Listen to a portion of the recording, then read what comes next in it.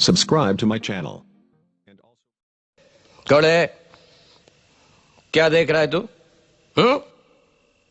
नहीं ये अजीब लग रहा हूं? फनी? मालूम है तेरे को मैंने शराब क्यों पी है? नहीं मालूम ना? तो फिर क्यों देख रहा है तू? क्यों? मैं बताता हूं तेरे को।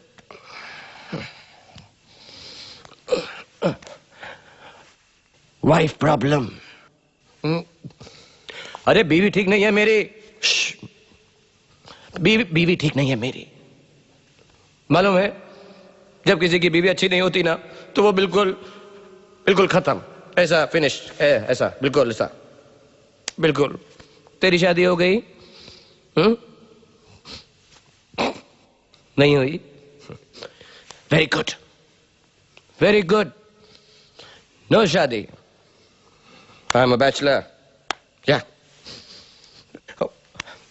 वो राधा है ना, बहुत अड़ियल दिमाग की है, एकदम गर्म दिमाग है उसका, इडियट।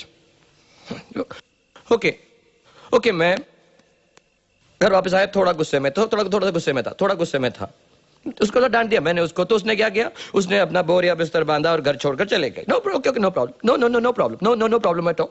मैं गुस्से में, वो गुस्से में, दोनों फिटोस, नो प्रॉब्लम।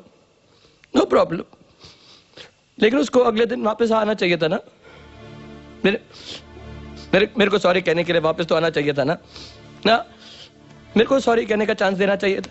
नहीं, लेकिन नहीं, वो अपने भाई के घर में जाके आराम से ऐसा